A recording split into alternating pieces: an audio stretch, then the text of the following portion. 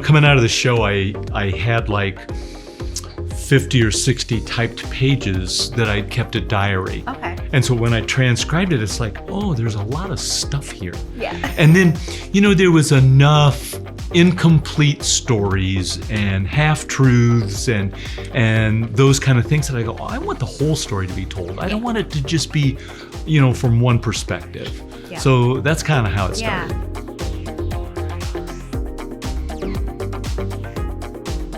It was, and that's exactly the point. It was such a revelation and such a gut punch when I found it that it was like, okay, what's wrong or what was wrong? I didn't perceive anything. And then, to write about it, it did make a difference. It felt better. Yeah. To get it off your chest. Yeah, you kind of get it off your chest. Yeah. You put it out there for, my daughters and I to talk about and so forth. So it was well worth it for that.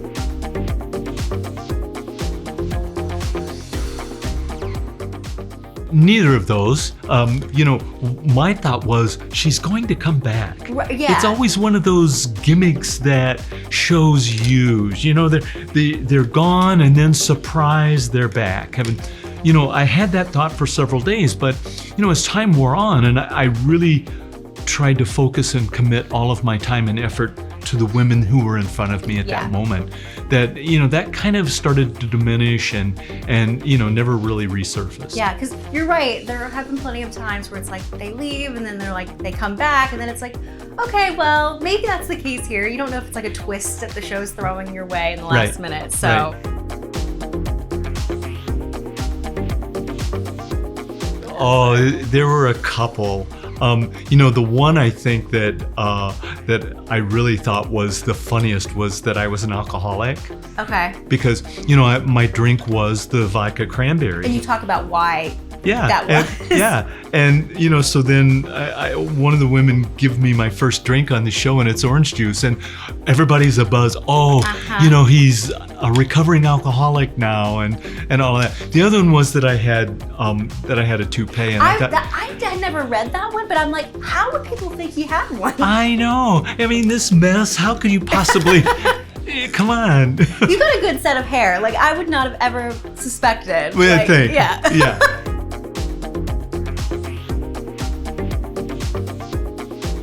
Oh, I absolutely would. I have no regrets about the show at all. I mean, I had some wonderful experiences. I still value the friendships with the executive producer and some the other producers, and there's a sound woman that is wonderful, Christina. So I have all these friendships that developed out of that, not to mention the 22 women that were on the show. And so there was so much positive that some of the negatives are far outweighed, you know, by the good stuff. And life is never going to be perfect. You know, there's always going to be curveballs. Yeah. You know, you've got to take the positives and the negatives a little bit. And you talk about how Jesse is your man crush, which I thought was so adorable. He is just like the nicest guy ever. Like, chill and like very like chill. Yeah. You always feel calm when you're around Jesse.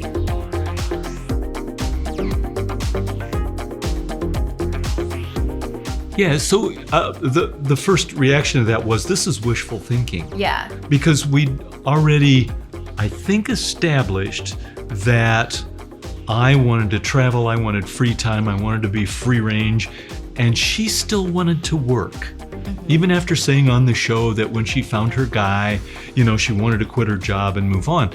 So doing it backwards would have been okay had we legitimately had the opportunity and the plan to do that. But that wasn't there.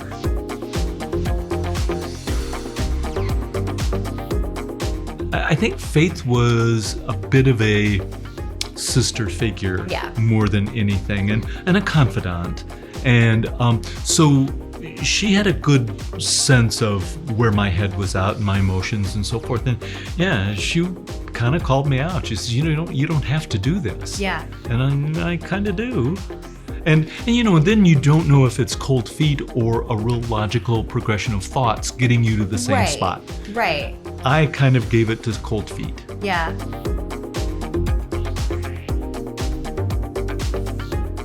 We did. We had several conversations, but they were more lighthearted. We didn't really go back to that topic. What was done was done. We did kind of a check-in. How's it going for you? What's going on? And so forth. So it didn't really go in that direction. No. Okay. I'm sorry. I don't remember. It's been quite some time. Okay. We're, two adults of our age. We don't have common children. We didn't have assets together. We really had nothing to bind us together. And we'd agreed that it's best for us to go our separate ways. So we didn't really have reason to come back together for conversation. Yeah. I don't know. That would be for her to answer. Oh, sure. I don't know why not. Yeah. We shared an experience that was quite unique, and I would say, that should be a possibility.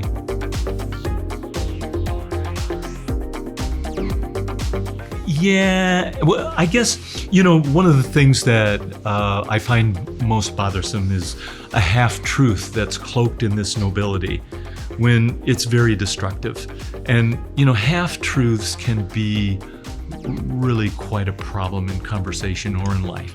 And really, if you think back, or if I think back, that's a lot about why I wanted to put some facts on pages and put it in a book. I wanted the whole truth. I wanted an even keel for the things that were said and done in the show and after. Yeah. And you're very honest about yourself and everything. Like, it's not like you're painting a very you're not being honest about things that maybe you would have done differently in hindsight. And I'd like to point out I was very complimentary to Teresa for much of the book. During our experience on the show, I think I related very positive facts about it.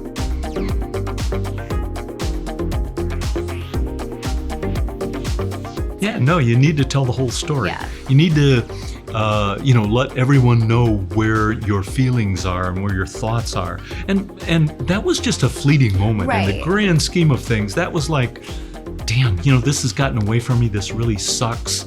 I hate where it's at right now. It'd be better if I could just get away from it. Yeah. And that was more the thought than a suicidal. Right. And I think it's also you were thrust into a spotlight that you had no experience with. And I don't think anybody knows what it's like to really be famous until you're famous. But having that pressure, and then you have so many fans of the show who were so excited about this wedding and everything, and then it's it didn't turn out exactly what you thought. That's a lot of weight to carry, no matter what age you are or anything like that. And just the expectations of America. Right.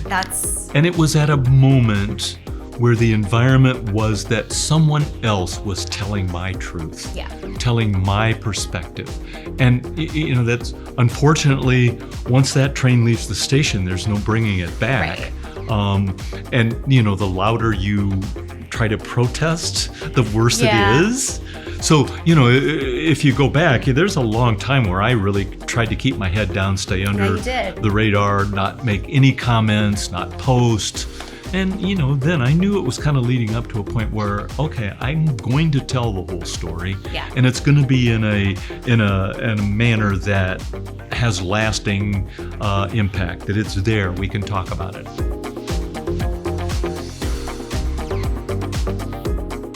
I'm sure I left out a bunch of stuff, because, when you're talking about a lifetime of experiences and then a very intense 6 weeks, and then a very intense marriage and divorce.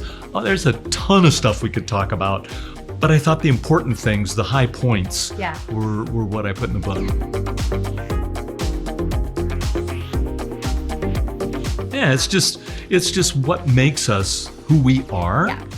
And quite honestly, my thought right now goes to Lana, and it's okay, all of those things were necessary for me to experience to get to where I was the day I met her. Yeah. And anything changed along the way, might have, it's kind of like the butterfly effect, right? It is, yeah. Anything along the way that changed might not have gotten me right to that point. That's exactly what I was thinking about when I was like, I have to sort of ask about this. It's like, obviously there were a lot of hurdles, but it's like it led him to right. the new love of his life, like this, this, what he was searching for the whole time. Like, absolutely. You go through the show and you're trying to apply logic and you're trying to really think through things and you're not listening to your heart. And all of a sudden, when I realized that's what I was doing and kind of opened up a little bit more, maybe listened to my own lessons, bam, it hit.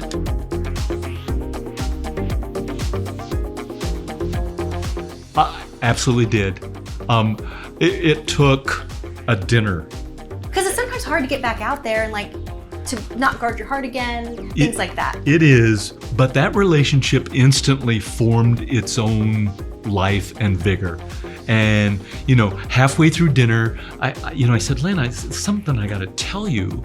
I've been diagnosed with cancer because I didn't want someone investing in a relationship only to be blindsided by something like that. Her response blew me away. She goes, Gerry, I know all about it. I've researched it and I'm fine with that. Let's move on. And it was like, oh my God. So there were a number of wow moments in that very first dinner that really opened my eyes. Yeah. And man, we're just right at 8 months now and we haven't stopped smiling. We haven't stopped having fun. Yeah, and you're traveling, you're doing all these adventures, which is from the very beginning of your journey on the show, that is like what you were very adamant about wanting to do in this stage of your life. Yeah. So it's like you're getting to live that dream. It just took you, the route just wasn't straight. It wasn't linear, was it? It took a few. Yeah, which is fine. Life's like that. It's never, look, it'd be boring if it was. Right. It got messy and then it got good.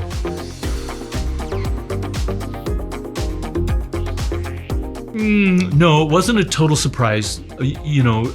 Lana and I had gone to a jeweler's, had an idea of what I wanted for a ring, and we had a trip planned with a bunch of our friends, our pickleball friends, to Myrtle Beach.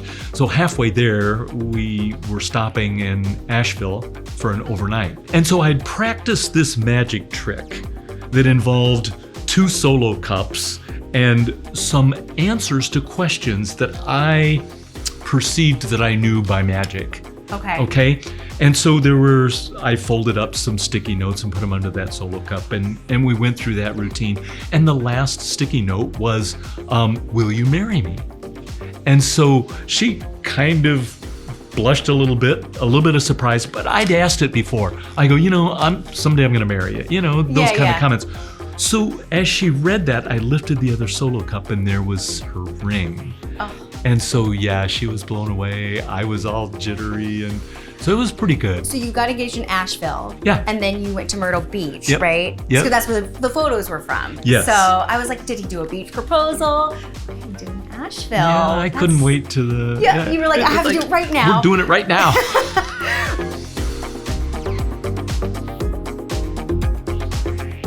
I have to say, I don't know. Okay. We're enjoying this period so much that, we'll talk about it a little bit. Okay, do you want a destination? Do you want a big wedding? Do you want, it's kind of to the point now where we have this little thing where when the dessert tray comes after dinner and there's 6 and we're deciding which one we're going to choose, each one of us throws one out.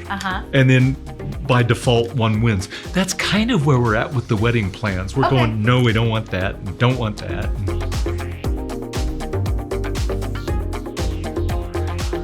It was more, I am 100% certain I love this woman. The rest of it was a little less important. Yeah. And I knew she felt the same about me. And it was pretty early on. Yeah. And it's like, okay, I got to still appear like I'm being cautious because otherwise I'm going to be criticized. But no, it was pretty good. I did. I showed the ring to Lana's oldest daughter and to my youngest daughter because they live in the area. And I said, okay, this is going to happen sometime soon. Yeah. And then, of course, we told the other kids, or I told the other kids a little bit to make sure that everybody kind of knew. But I didn't give them any other details, any other timeline or anything. Mostly. Yeah. Yeah, because I'm 2 hours away. Okay, and but not too far. No, it's not too far at all. And my house is for sale, maybe sold. Okay. Is this the lake house? Yeah. Okay. And so I'll be moving in with Lana, and then whatever timing allows for the real estate climate and winter, we'll start shopping for a house together. We'll be in that area. We'll stay close. Yeah, because you're both from that area. So yeah, in general, yeah.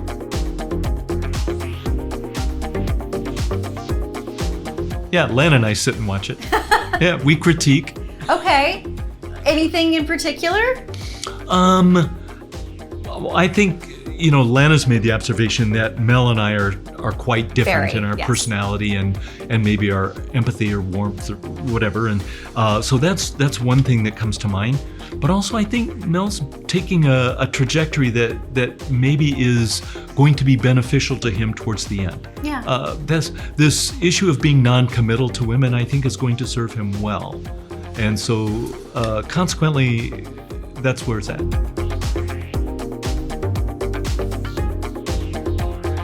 I don't know. We'll see what happens. Have you watched Mormon Wives?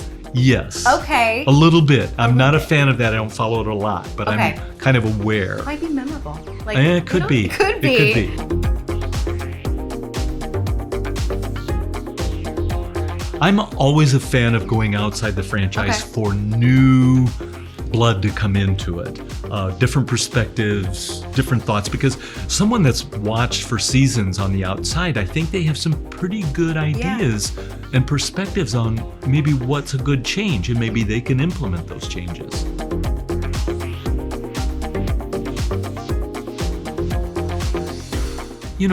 Of course, Kathy and Susan are constantly there in and out, but this may come as a bit of a surprise, but Leslie and I touch base fairly often, and the very first person after Lana and I were public with the engagement, the very next morning early was a congratulations note from Leslie, and I was so touched. Yeah.